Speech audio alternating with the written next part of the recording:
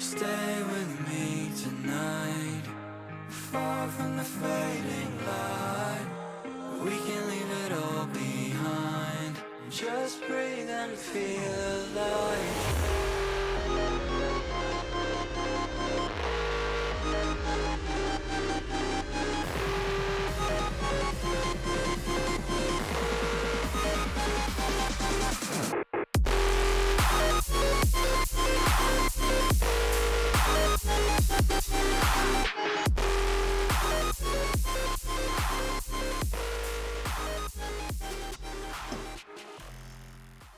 Hello everyone, welcome back to another video. Today we're gonna be doing something a bit different. So I've had this bike, the Hypermotard 81, for approximately 1 year now, and I've worked a lot of it, did some upgrades, fixed some issues, which I've shared everything on this channel. And after a year of doing this, I would like to share with you guys a buyer's guide, kind of, to 4 things to look out when you're buying specifically a Hypermotard 81. Okay, so let's dive right into the issues. The first one being probably the most costly one, the starter motor. So the earlier models, being 2013 and 14, they came out with a Teijin, I don't know how to spell it correctly, I think it's Teijin starter motor. It was made in Taiwan, I think. So yeah, bikes that came out with the starter motor, they had cranking issues. It gets even worse when it's hot, and sometimes even the dashboard starts flickering up like a Christmas tree. Now many people will confuse this with a weak battery, but it is not the case. It is simply a faulty starter motor. So let me show you the starter motor right now. So this is the old starter motor that I replaced. So here is the label. So it is made in Taiwan by Teijin.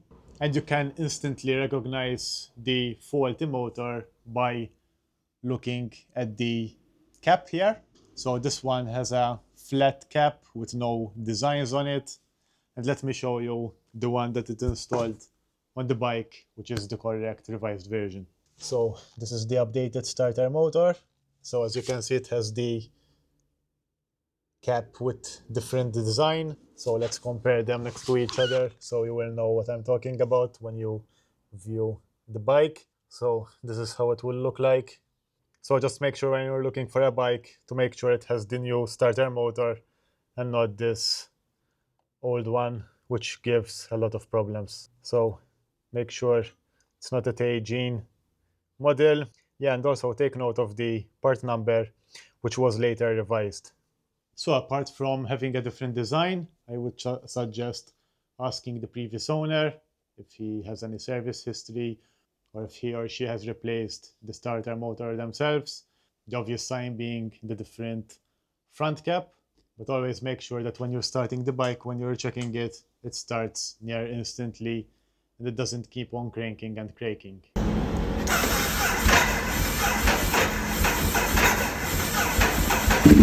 Now Ducati later on realized about this issue, so later models, I think ones from 2015 onwards, they already have the revised Denso motor, so that issue should be fixed on later models. So yes, if you're looking for a 2013-14 Hyper 801, make sure that this is the first thing you will check when you're buying it. Now if you want to take the risk and replace the starter motor yourself, I have already done a video about this, showing you what needs to be done, but obviously be careful because you need to open the engine, you need to drain all the fluids, and the starter motor itself is very expensive if you buy the original Denso unit. I think it was around €500, but there are third-party options available which cost around €100.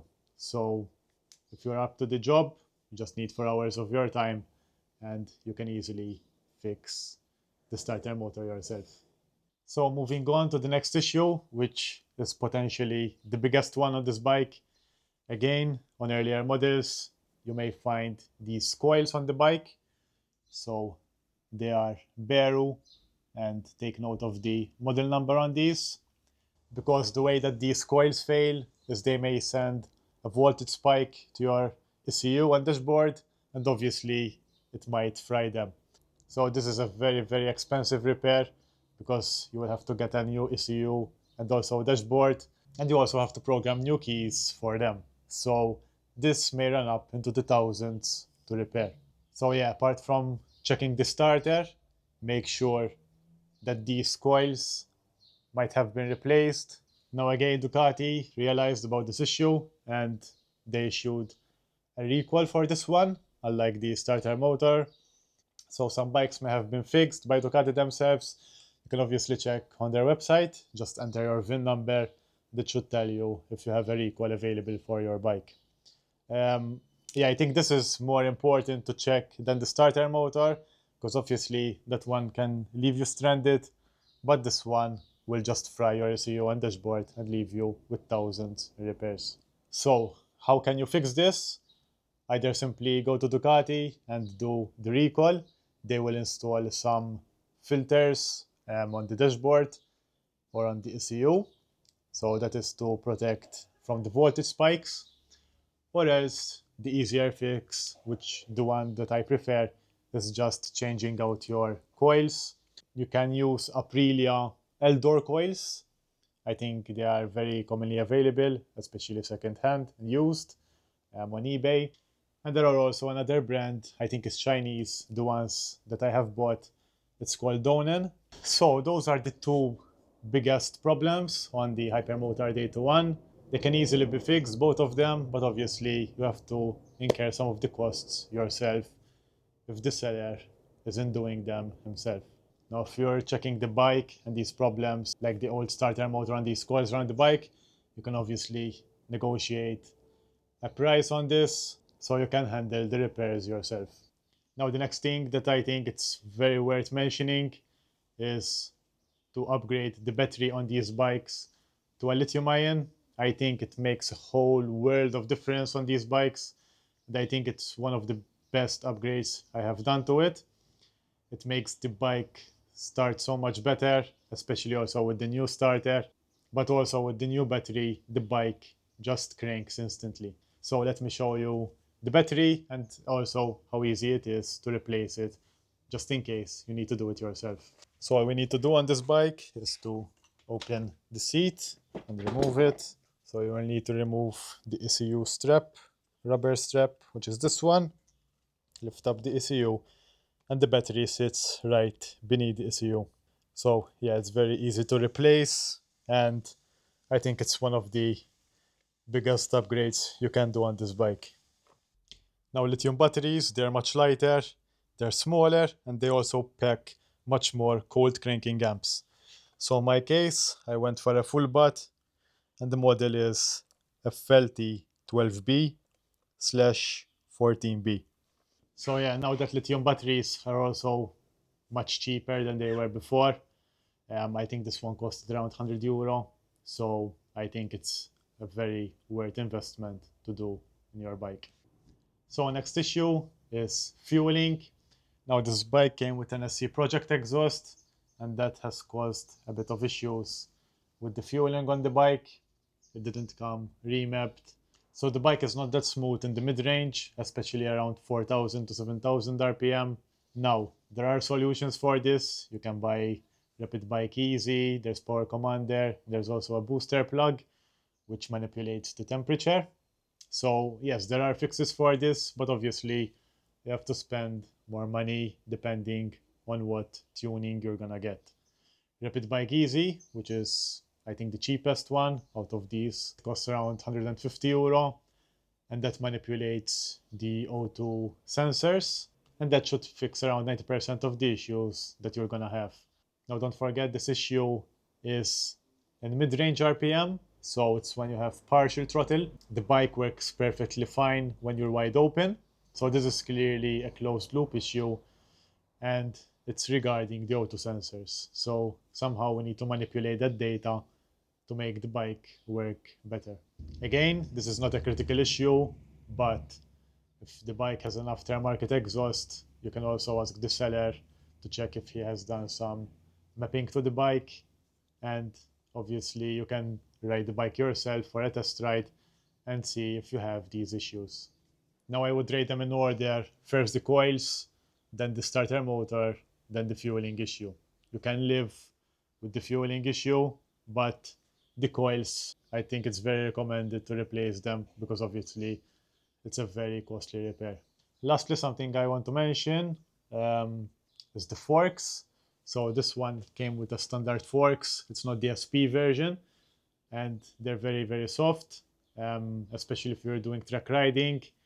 If you're braking hard, the bike just dives on the front. Obviously, there are upgrades you can do, like Adriani cartridges. For street riding, I don't see any issue at all. This is mostly for the more experienced riders that also wish to take the bike to the track, and something that you should know about. And lastly, just check the usual motorcycle stuff, being the chain, sprocket, oil, pads, brakes, and if something is leaking. So there you have it. You have the Hypermotard 81 buyer's guide. Now, don't let these issues scare you off from buying this bike. As I told you, it's a very fun bike and it's well worth it. You just need to make sure that these issues have been resolved, or if they have been not solved yet, you at least know what to look for and you can negotiate a better price for the bike if you would like to repair them yourself. If you are still scared of these issues, you can always go for a later model, such as the one after this one, which is the 939. Obviously, it's going to be a bit more expensive. And obviously, there's the 950, which is the latest version of the Hypermotard. But if you don't have that budget, you can always look for the older models, which is the 796, there's the 1100, and also the 801. So I hope this video was helpful and didn't scare you off from buying the Hypermotard 801. If you already own a Hypermotard 801 and you've had different issues, please leave a comment so others will know about these and they are also prepared. Ride safe, and I will see you in the next one.